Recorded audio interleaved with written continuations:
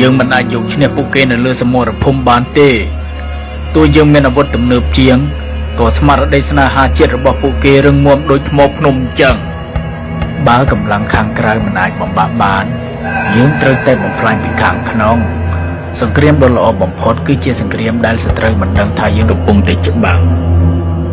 យើងនឹងមិនសម្លាប់ពួកគេដោយគ្រាប់កាំភ្លើងទេតែយើងសម្លាប់ពួកគេដោយស្លាបព្រាយើងនឹងបញ្ចេញសារធាតុគីមីពិសេសម្យ៉ាងដែលផ្សំក្នុងចំណីអាហារភេសជ្ជៈនិងបង្អែមដែលមានតម្លៃថោកនិងមានរូបរាងទាក់ទាញ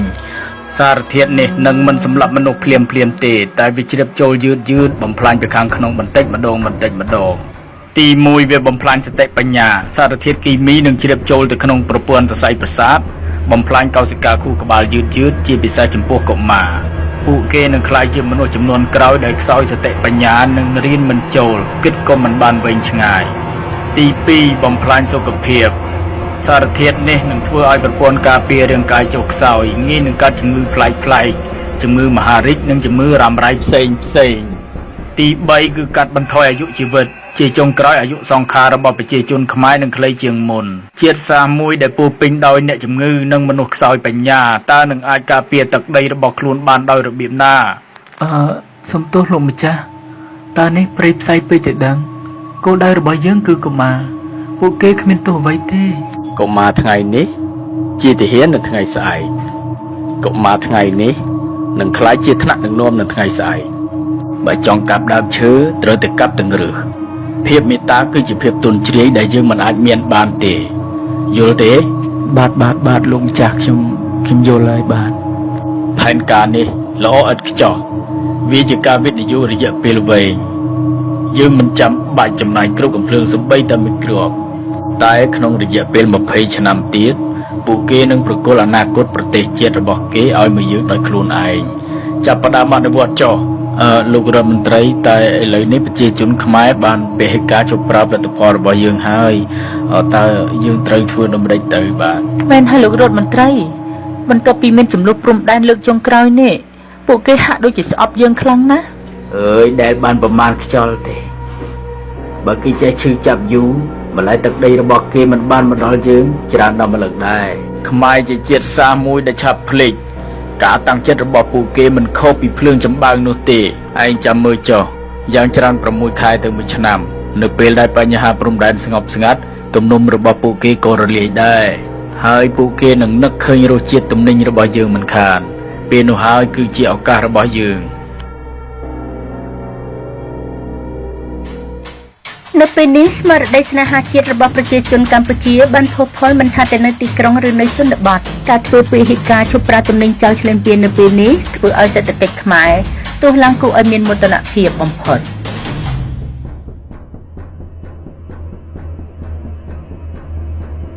ម៉ាទិញនំអានេះឲ្យកូនមកហើយអានឹងបោះសៀមទីកូនហ្នឹងនេះម៉ាអាយ៉ាគេទៅចុះតម្លៃគួរសមនេះពងតក្រផងបងមើលបន្លែស្រស់សិនអីអានឹងយកមកពីសៀមបងបន្លែបោះសៀមស្រស់ដល់ហើយណែឯងស្លឹងមើលអីគេហ្នឹងអើយគ្នារករបស់សៀមដូចឃើញមានអញ្ចឹងអូនអើយរបស់សៀមស្អែកនាំចូលមកឲ្យអូនបងឲ្យវ៉ាន់ថៃចូលស្តុកនៅបងមានអូនមានទៅមកពីម្សិលមិញនឹងឯងអូនអូយមានបញ្ចុះតម្លៃពិសេសហើយមានរង្វាន់ទៀតណាអូនសូមអបអរលោកឧត្តមសេនីយ៍ពេលនេះនាងខ្ញុំទទួលដំណឹងថាប្រជាជនខ្មែរកំពុងតែបាក់ទឹកបាក់ដីមកប្រាប់ផលិតផលយើងវិញហើយចាការព្យាករណ៍របស់លោកឧត្តមសេនីយ៍ពិតជាមិនខុសមែនលោកឧត្តមសេនីយ៍បាននិយាយថា6ខែទៅ1ឆ្នាំឥឡូវមិនទាន់ដល់ផងគ្រាន់តែបញ្ហាព្រំដែនស្ងប់តែបន្តិចសោះពួកគេក៏ត្រឡប់មកវិញនេះគឺជាដំណឹងដែលគួរឲ្យរីករាយណាស់ចាំមើលតែ20ឆ្នាំទៀតយើងនឹងសើចឲ្យអាយះមាត់តែម្ដងមើលទៅប្រហែលជាមិនដល់20ឆ្នាំទេដឹងលោកប្រធានព្រោះថាអាជីវករខ្មែរមួយចំនួនឃើញអូយខំប្រើល្បិចគ្រប់យ៉ាងដើម្បីបានតំណែងយើងយកទៅលោករឿងនេះគេមិនអាចបន្ទោសយើងបានទេពីព្រោះតែគេលងងដោយខ្លួនឯង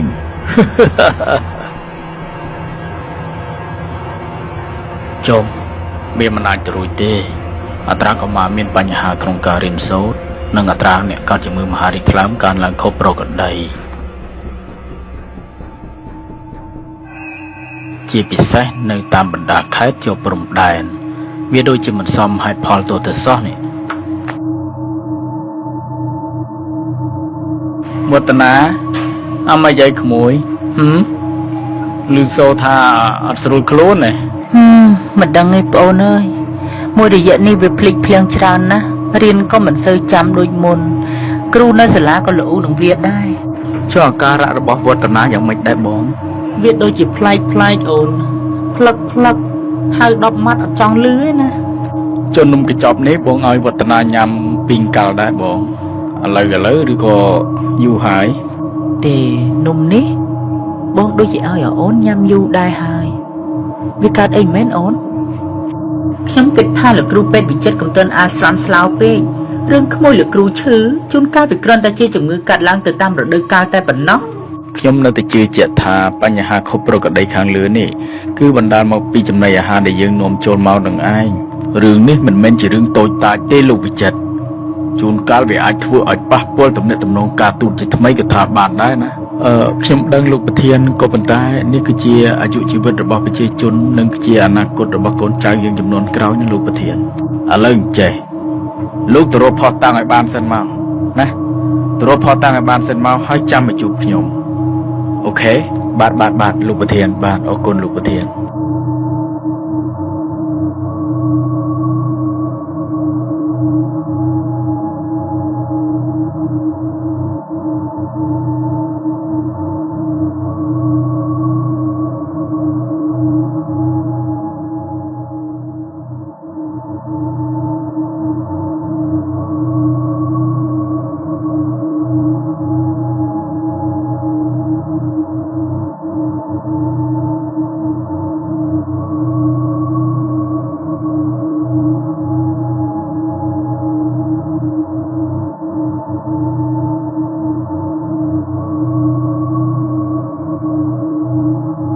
មានឃើញអ្វីសោះលោកវិជ្ជបណ្ឌិតការធ្វើតេស្តរាប់សិបលើកដោយប្រើវិធីសាស្ត្រស្តង់ដារមិនបានបង្ហាញអ្វីខុសប្រក្រតីទេសំណាក់ទាំងអស់ស្អាតតាមបច្ចេកទេសប៉ុន្តែនាងខ្ញុំអស់លទ្ធភាពហើយលោកគ្រូពេទ្យ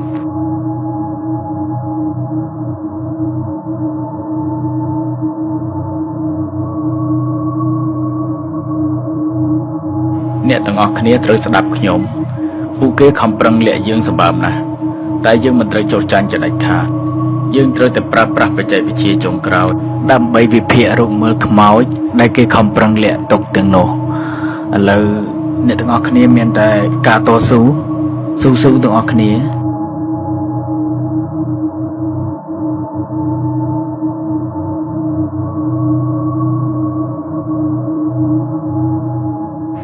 អ្នកទាំងអស់គ្នានេះហើយគឺជាអាវុធជីវសាស្ត្រដែលកំពុងតែសម្ងំលាក់ខ្លួនបំផ្លាញអាយុជីវិតរបស់ប្រជាជនយើងណាព្រះអើយវាគួរឲ្យខ្លាចណាស់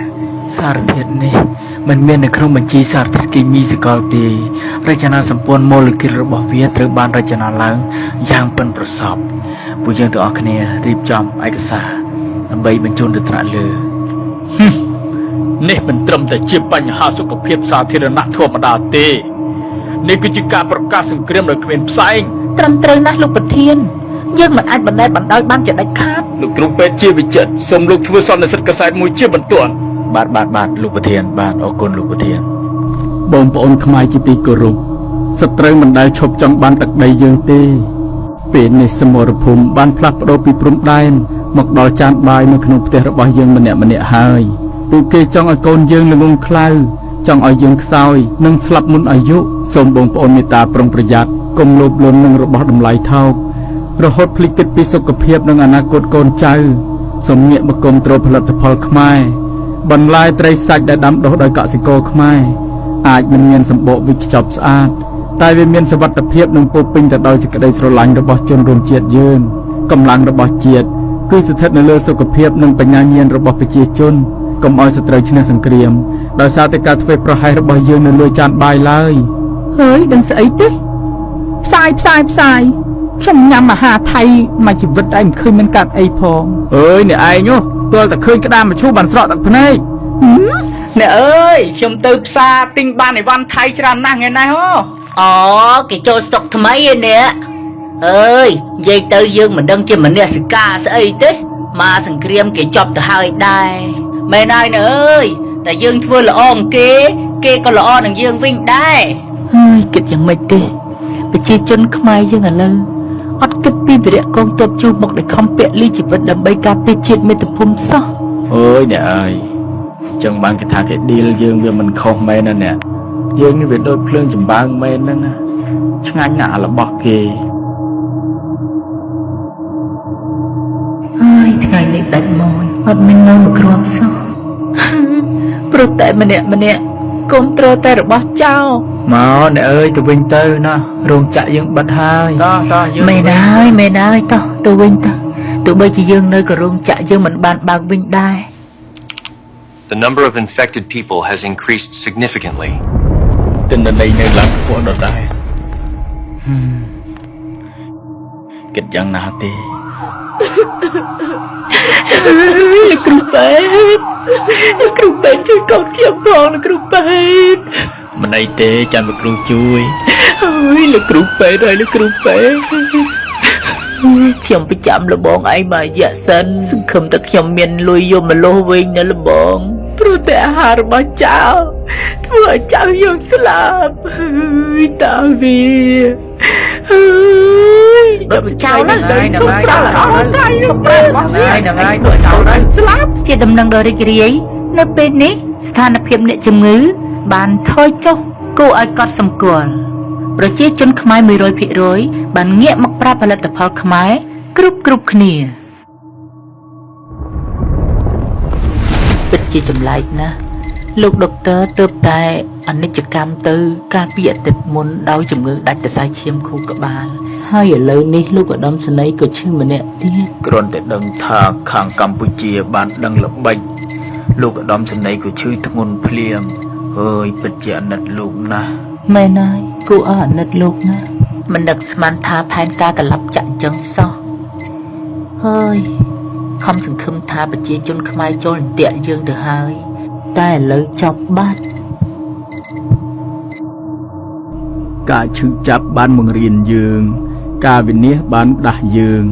ការភ្លេចភ្លាំងមួយគ្រាបានបដូរមកវិញនូវការឈឺចាប់មួយចំនួន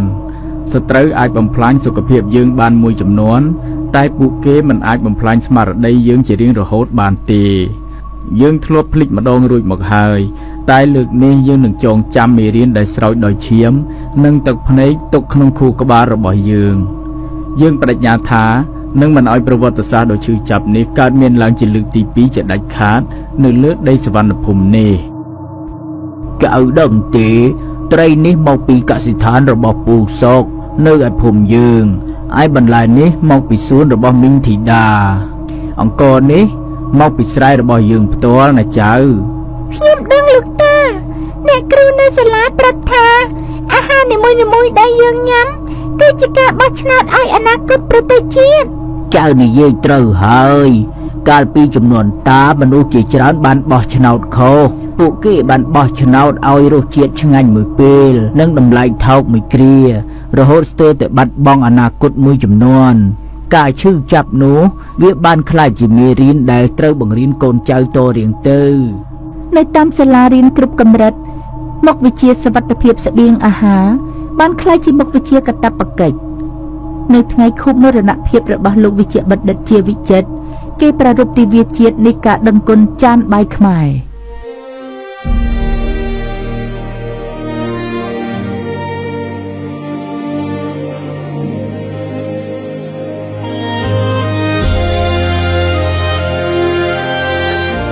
រឿងរ៉ាវនៃសង្គ្រាមត្រជាក់លើចានបាយមិនមែនគ្រាន់តែជាប្រវត្តិសាស្ត្រនៅក្នុងសៀវភៅទេតែវាបានក្លាយជាផ្នែកមួយនៃឈាមជ័ររបស់ខ្មែរចំនួនថ្មីពួកគេយល់យ៉ាងច្បាស់ថាការការពារព្រំដែនពិតប្រាកដគឺចាប់ផ្ដើមពីចានបាយនៅក្នុងផ្ទះរបស់ពួកគេម្នាក់